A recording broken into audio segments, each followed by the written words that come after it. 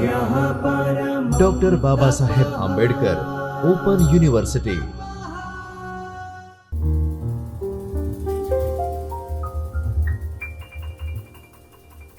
નમસ્કાર વિદ્યાર્થી મિત્રો, ડૉક્ટર બાબા સાહેબ આંબેડકર ઓપન યુનિવર્સિટીના ચૈતન્ય સ્ટુડિયોમાંથી હું ડૉક્ટર અરુણા મકવાણા આપ સૌનું હાર્દિક સ્વાગત કરું છું.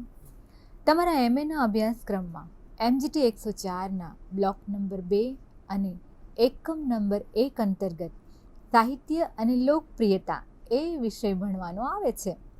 ગયા લેક્ચરમાં આપણે ઘણી બધી આ વિષય પર ચર્ચાઓ કરી, જેમાં લોકપ્રિય સાહિત્યના વિષયો, મધ્યકાલીન સમયના લોકપ્રિય સાહિત્યકારો, સુધારક યુગના કેટલાક લોકપ્રિય સાહિત્યકારો વગેરેનો આપણે સમાવેશ કર્યો હતો અને એમના વિશે આપણે ચર્ચા કરી હતી. આજે એ ચર્ચાને આપણે આગળ વધારીએ અને શરૂઆત કરીએ લોકપ્રિય કવિ કલાપીથી, જેને સુરતાની વાડીનો મીઠો મોરલો એવું ઉપનામ મળેલું છે અને યુવાનોનો કવિ છે એ. તો આપણે કલાપી વિશે વાત કરીએ. કલાપીના કાવ્યો ખૂબ જ લોકપ્રિય બન્યા હતા. એક સમય તો એવો હતો કે ગુજરાતનો આખો યુવા વર્ગ કલાપીની કવિતાઓથી જ પોતાના પ્રેમની અભિવ્યક્તિ કરતો હતો. જ્યાં જ્યાં નજર મારી ઠરે, યાદી ભરી ત્યાં આપની, યારી ગુલામી શું કરું તારી સનમ, ગાલે ચૂમો કે પાનીએ તુને સનમ. એમની આવી રોમેન્ટિક કવિતાઓ ખૂબ ફેમસ બની ગઈ. તેમની કવિતાઓમાં દિલની સાચી સંવેદનાઓ સીધી પ્રગટ થાય છે. તેમાં સહજતા અને સરળતા પણ છે.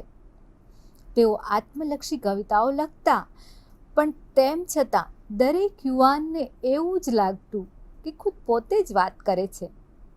કોલેજના યુવાનોના પ્રેમ પ્રકરણમાં, પ્રેમ પત્રોમાં કલાપીની કવિતા તો હોય જ.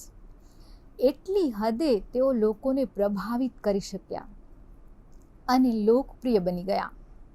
તેમણે ઇશ્કે મિજાજી, પ્રણય ભાવોને વ્યક્ત કરતા કાવ્યો લખ્યા અને ઇશ્કે હકીકી એટલે કે આધ્યાત્મને લગતા કાવ્યો પણ તેમને આપ્યા અને લોકપ્રિય બન્યા.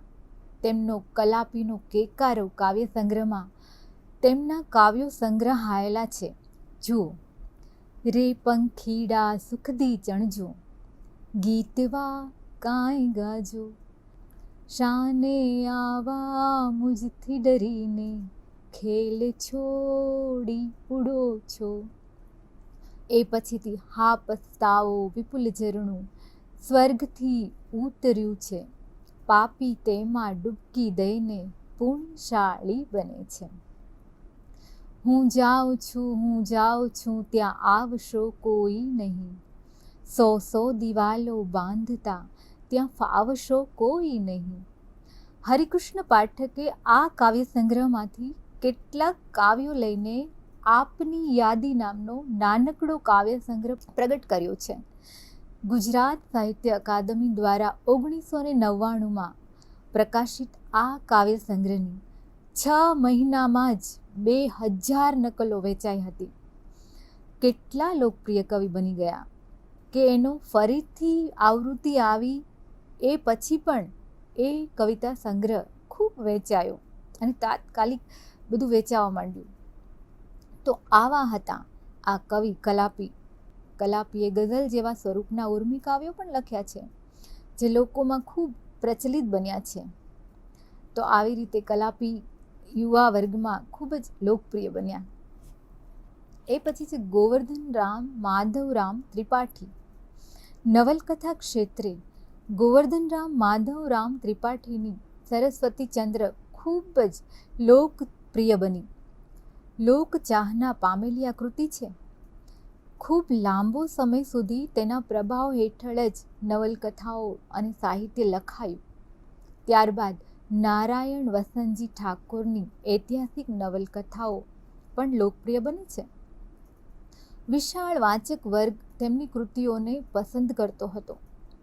પ્લાસીનું યુદ્ધ, હલ્દીઘાટીનું યુદ્ધ, અકબરનો પરાજય, ભસ્મીભૂત ચિત્તોડ, હમીરગઢ, કચ્છનો કાર્તિકેય, અનંગભદ્રા, મહારાણી મયણલ્લા, અમરગર્જના આવી બધી કૃતિઓ એમની ખૂબ જ લોકપ્રિય બની હતી.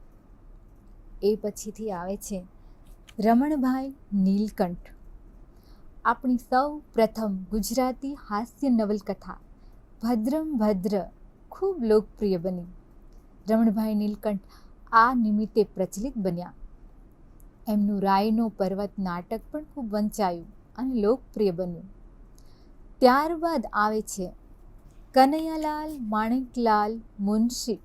ઘનશ્યામ વ્યાસ ઉપનામથી તેમણે લખવાની શરૂઆત કરી અને વેરની વસુલાત નામની પહેલી જ કૃતિથી વાચકો અને વિવેચકોમાં તેઓ છવાઈ ગયા અને તેના પરથી વેર કા બદલા નામની ફિલ્મ પણ બની. ત્યારબાદ તેમણે કોનો વાંક લખી, પાટણની પ્રભુતા લખી ત્યારે તો વાચકોમાં એક હલચલ મચી ગઈ.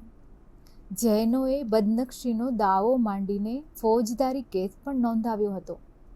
ત્યાં સુધી તો તેઓ ઘનશ્યામ ઉપનામથી જ લખતા હતા, પરંતુ ત્યાર પછી તેઓ કનૈયાલાલ મુનશી નામથી જ લખવા માંડ્યા. તેમણે ગુજરાતનો નાથ, રાજાધિરાજ જેવી, જય સોમનાથ જેવી ઐતિહાસિક નવલકથાઓ પણ લખી અને ગુજરાતના લોકોને તેમણે આકર્ષ્યા. એમણે પૃથ્વી વલ્લભ નવલકથા જ્યારે એમની પ્રકાશિત થઈ ત્યારે સાહિત્ય જગતમાં કલા અને નીતિની ચર્ચા, કલા અને સમાજાભિમુખતાના વિચારો પ્રગટ થવા લાગ્યા.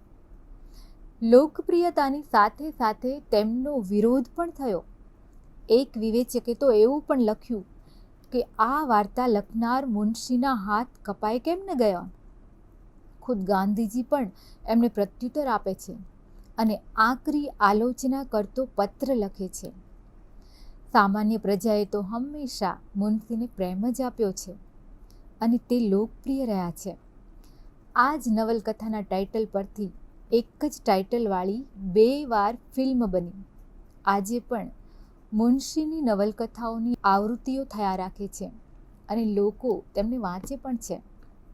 આ ઉપરાંત માધવરાવ દિવેટિયા, પુરુષોત્તમ માવજી, રાજેન્દ્ર દલાલ, ધનશંકર ત્રિપાઠી, શંકરલાલ કાપડિયા, ગોપાલરાવ ગજાનન જેવા લેખકો પણ એ સમયમાં ખૂબ જ લોકપ્રિય બન્યા છે. હવે આપણે જોઈએ ગાંધી યુગના લોકપ્રિય લેખકો. જ્યારે કનૈયાલાલ માણેકલાલ મુનશીની નવલકથાઓએ વાચકોના મનમાં મોહિની જગાવી હતી, ત્યારે એ જ સમયમાં ર.વ. દેસાઈએ પોતાની વાર્તાઓથી લોકોને તેમના તરફ આકર્ષ્યા.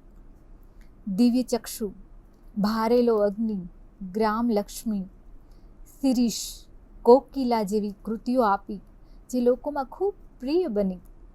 તેમણે પોતાની કૃતિઓમાં શિષ્ટ, મિષ્ટ, મુલાયમ પ્રેમ કથાઓ આપી. તેમાં ઐતિહાસિક કથાવસ્તુ હોય કે ચળવળનું હોય, પણ એમાં એક પ્રેમ કથા તો છુપાયેલી જ હોય અને સમકાલીન સમાજનું આલેખન કરે છે, જે તેમને વધારે લોકપ્રિય બનાવે છે. તો નારાયણ વસંતજી ઠાકુર પણ લોકપ્રિય સર્જક છે. ગુણવંતરાય આચાર્યની સાગર કથાઓએ તો ગુજરાતને ઘેલું લગાડ્યું. તેમણે સાગર કથાઓ, શૌર્ય કથાઓ અને ગુજરાત તથા આફ્રિકાના સાગરકાંઠાને આલેખતી નવલકથાઓ આપી અને સાહિત્ય જગતમાં એક નવું જ વિશ્વ ઊભું કર્યું. દરિયાલાલ, સરગોશ, શક્કરબાર આવી બધી નવલકથાઓ ખૂબ લોકપ્રિય બની અને ત્યાર પછી ગાંધીજીએ જેને રાષ્ટ્રીય શાયર કહ્યા છે એવા ઝવેરચંદ મેઘાણી આવે છે. ઝવેરચંદ મેઘાણીએ પણ લોકોમાં ખૂબ ચાહના મેળવી. ફૂલછાપ વર્તમાનપત્રમાં તેમણે લખવાની શરૂઆત કરી. તેમણે પોતાની નવલકથાઓમાં લોક સાહિત્ય અને સંસ્કૃતિનું આલેખન કર્યું. લોક સાહિત્યની કૃતિઓમાં સૌરાષ્ટ્રની ધીંગી તળપતી બોલીની તેજસ્વીતા અને તાકાત પ્રગટ કરી. સૌરાષ્ટ્રની રસધાર, સોરઠી બહારવટિયાઓ, તુલસી ક્યારો, યુગવંદના કાવ્ય સંગ્રહ, કંકાવટી, વેવિશાળ, સોરઠ તારા વહેતા પાણી, સોરઠી સંતવાણી, દાદાજીની વાતો, આ બધી જ કૃતિઓ ખૂબ લોકપ્રિય બની. આપણે આજે પણ ઝવેરચંદ મેઘાણીને વાંચવા ખૂબ ગમે. એ પછીથી લોકપ્રિય સાહિત્યકારોમાં ધૂમકેતુ આવે છે. ધૂમકેતુની વાર્તાઓ એ સમયમાં ખૂબ જ લોકપ્રિય બની.